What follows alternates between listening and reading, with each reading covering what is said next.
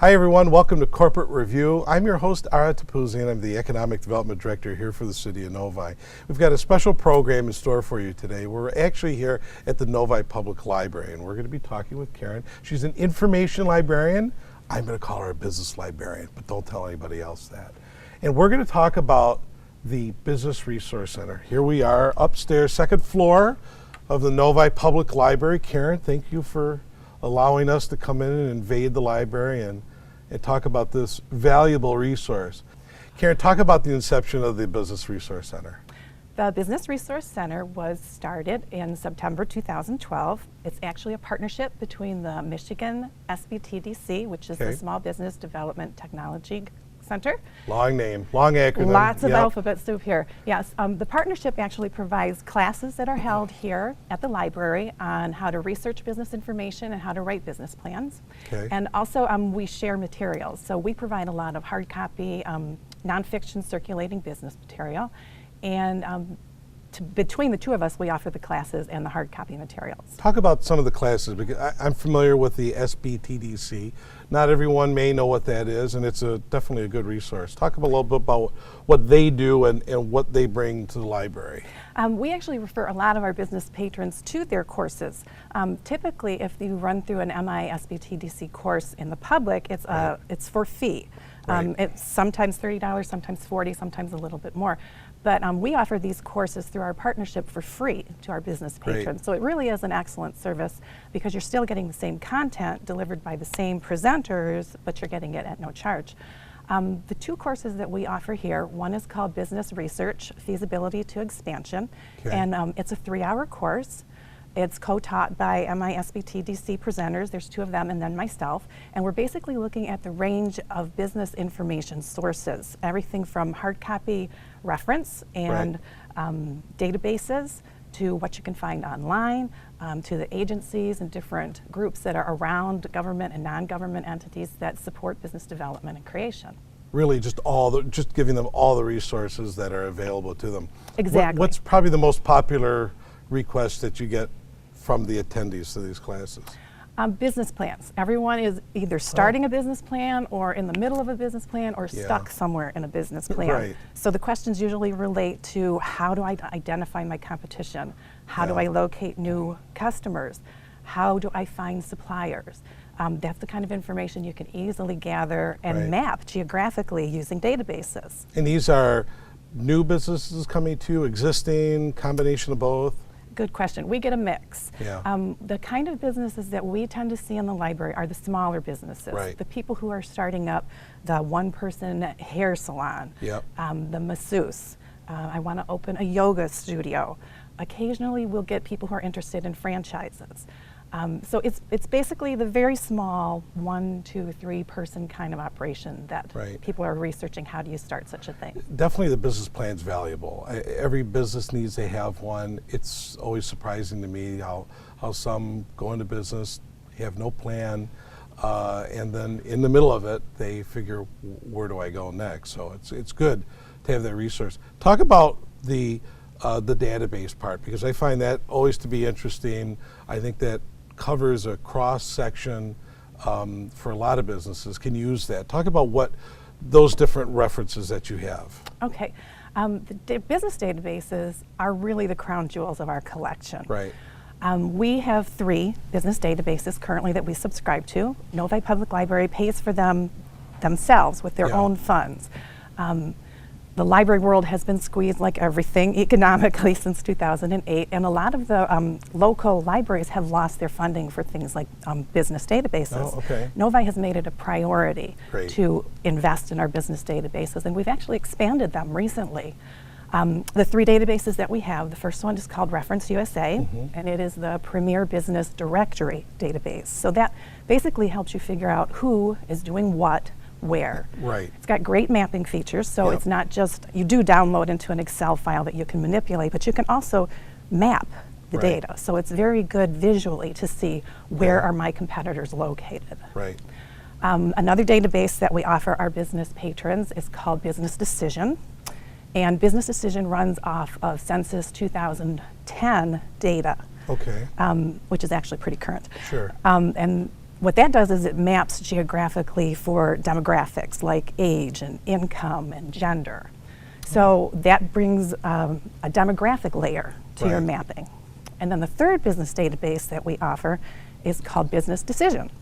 And Business Decision looks at psychographic data, which isn't scary. No one's psycho. Yeah. But what it does is it looks... Sure, there's a few. Some of us. It's another show. But what that looks at is why.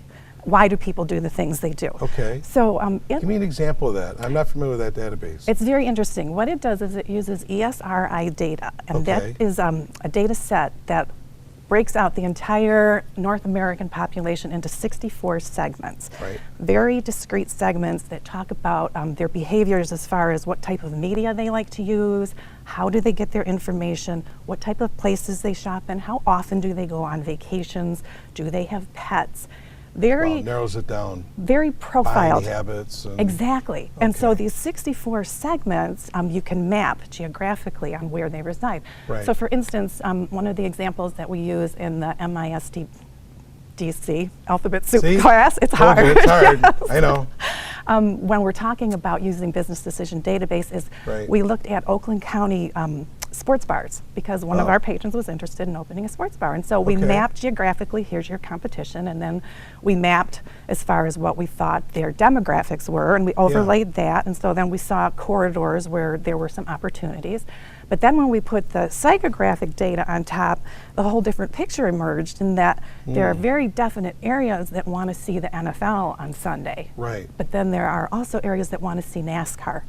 So depending on where you were in these corridors, you had to understand your clientele based on who are they, what do they want to see, what do they expect. And so that gave us that third dimension of, are you really playing NFL or are you playing NASCAR? Yeah, so it's really important to use all three of those databases. You really don't want to just pick one and hope it all works out. And hope it works.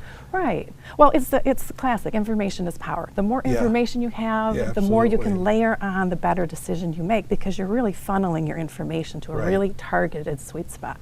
The question I get often on the Reference USA database, because that's been around for a very long time, those that are in business may have heard of it, may not have used it ever, but definitely a powerful tool.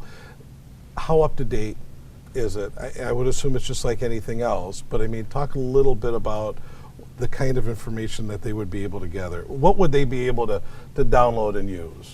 Okay, that's a very good question. Reference USA is headquartered. Reference USA is headquartered in Omaha, Nebraska. Right. It's actually a huge complex. They've got a lot of employees. They actually do a lot of pick up the phone and call companies. Recently, they've expanded from 14 million records to 24 million records, and how they did that is they went from all verified records, which meant within the last 12 months, somebody either pulled an SEC document to verify those report numbers, or they picked up the phone and talked to someone at the business. They added 10 million extra records that are called unverified, which run through things like when you file for a new business, that documentation, they would pick that up now. Even though a lot of the people who file to make new businesses don't ever create the business. So the pool is quite large, but you can differentiate between verified and unverified records easily. It's the first select when you're doing a search on Reference USA. And I think something, just to jump in, you know, when companies are, all companies are looking for databases of some kind. And I think in the old days, if they went to a marketer or a printer and said, you know, I want to buy a list, I don't think businesses necessarily understand what goes into a lot of those lists. The Reference USA has got a distinct difference comparatively to some of these other lists that you could just buy on the street. And for example, you can buy a Dun and Bradstreet list, or you can buy, hey, this is updated through Secretary of State. The Reference USA doesn't work that way, correct? Well, totally. In the library world, no, together, they don't.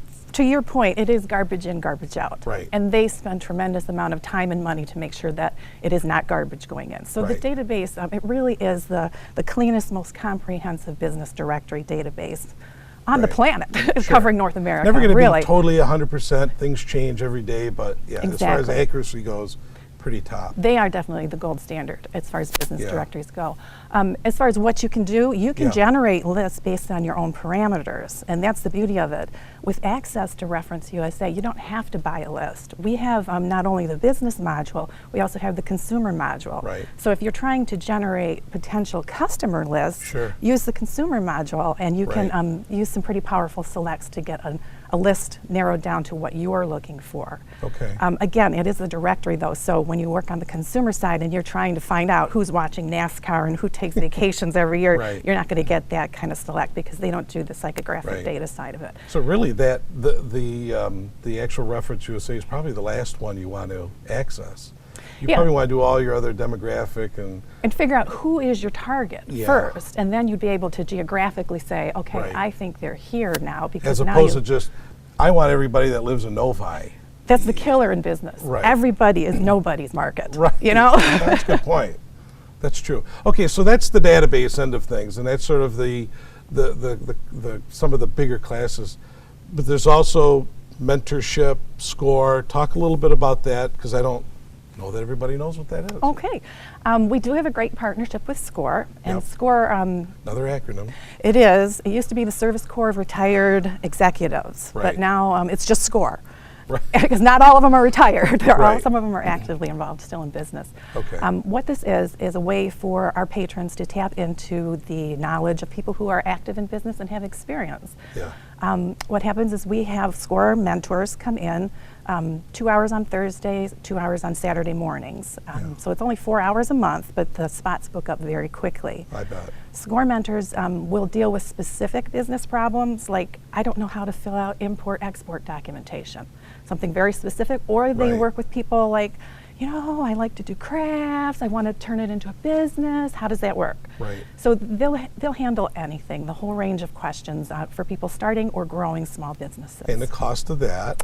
Zero. Zero. It's beautiful. Yeah. Yeah. And I used SCORE years back, and I can be a great testimonial to the fact that you get the right person, just like anything else, and that person's got a wealth of knowledge, and they want to do it. They were successful business people, and they certainly want to be able to help and create more of that business climate. So that's real good. And you know what, they're doing it as volunteers. The Yeah, that's entire right. SCORE Yep. workforce is volunteers. So they're very Right. passionate about sharing their knowledge. Right. And it's a great network because if they can't answer your question, they know people They who know where to can, go. and they Yeah. direct you to that person. Okay. So it's a wonderful network. And we've utilized them for City of Novi for the business assistance team that we've done in the past, where we have a core of volunteers that go out to a business and we'll meet at the business to have sort of an open discussion of how is business, what keeps you up at night, and how can we help? And it's certainly the library is a good resource for that.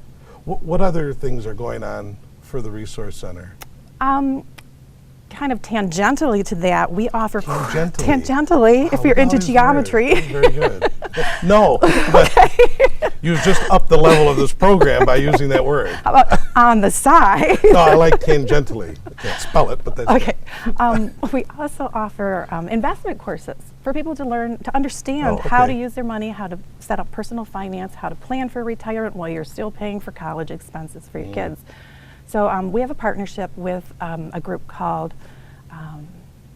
IE Investment Education in Your Community. It's another alphabet soup thing. Sure. So investment education in your community is federally funded. Okay. The dollars come from scammers, people like Bernie Madoff, who Yeah. were fined millions of dollars. Where did those millions of dollars go? Part of it is used to set up programs, free programs in the community to educate people on how to pick investment advisors, how to avoid scams, how to identify things that may be fraudulent so you don't become a Right. victim of it. Right. So their program runs every 4 months. They have a 4-class segment. The classes are 3 hours each time, and they run in order. So you kind of build a base on the first one, and you build on that the second. By the 4th one, you're actually doing case studies on investment portfolios for individuals. So you walk away from the series with a pretty good foundational knowledge on how to manage Yeah. personal finance. So we run that series 3 times a year. Interesting. Yep. And it is excellent. It's taught by Mark Robinson, who heads the whole program for the state of Michigan. Okay. Michigan State Extension is involved in it on content development. It's really an excellent program. So you've been doing this for a while. If you had to take a back seat for a minute and look at all the different businesses and business professionals that you've helped, what are you seeing? You know, it's a question I always get is, you know, how's business for everybody? So I'm going to ask you that question. How is business for everyone? Business was strangled in 08, 09, Yeah. very much a matter of shock and disbelief at what happened to the economy. But out of that came, I think, a sense of renewal, of, you know, there's a second act after my main career, or a third act, or a fourth act. And I think people, business people in particular, have come to understand that their careers are an evolution of careers. And so we get a lot of people exploring the next step. What is the next chapter? And that's a really exciting journey. We have a lot of materials, not only in the business section, but also in our career development section, that looks at that question. You know, what do I want to be when I grow up? Even if I'm 40 or 30 or 50, you know, what are my skills? What are my interests? What are my talents? What can I bring to the table? And I think that's a really exciting discussion, and that's really going on right now. That's a great answer, because I think what I've seen too is just a lot more openness from folks that were still in that disbelief before. I'm gonna hold it out and I'm gonna do things the same way. It's not the same way anymore, and so things are always changing. And certainly you guys have things here that help with that. If businesses, Novi businesses, want to take part, get more information, what do they need to do? The easiest thing to do is wander on in. We're on the second floor, so we're easy to find. Come to the business collection and browse through, see what you see. We have forms here, requests for business research assistance. Just fill it out, and basically that's the way to get a time with me. Everyone who hands in one of these, I call them, we make an appointment, and we usually talk for an hour, hour and a half, one-on-one. Go through what's here, what are they looking for, how can we help them. If we don't have information, we direct them to information. That is our job. Get you the information you need. So that's the easiest way to do it. Come in, look around, fill out a request for information, get set up. Is there anything online for the library's website they could take a look at in the interim? Yes, that's a great point. We just set up. Very tangential with these kind of things. Excellent segue. On our website, if you go to novilibrary.org, under the resource tab, there is a section called Business Resource Center. It lists all of our resources. It gives you links to the databases. It gives you links to the classes. How do you register for classes? It also has a whole list of free websites for business people that we've compiled that are non-commercial. They're not trying to sell you anything. You're not going to end up on some crazy list. In addition to the Business Resource Center, under the Resource tab, we have the Career Resource Center. And that does the same thing, but it's all focused on career interests. So what are our resources, hard copy? What are the databases we recommend? What are the websites we recommend? And we even have some wonderful templates on the career resource page. You can throw together a resume. We have 3 different formats you can use. You can just overlay your information. It's all formatted, type it out, print it, you're done. In 20 minutes, you can have a professional looking resume ready to go. Wow, very good.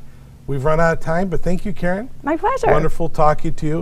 And if you want more information, not only on the Business Resource Center here, but what we're doing for economic development, we invite you to go to investnovi.org. As a side note, too, we do put the information that Karen talked about today on our monthly eBiz, which you can definitely sign up for free if you go to investnovi.org. A lot of the programs that Karen and I discussed today on the show, we also put in our monthly eBiz publication, which goes to over 3,000 email addresses. Information to sign up on that is on investnovi.org.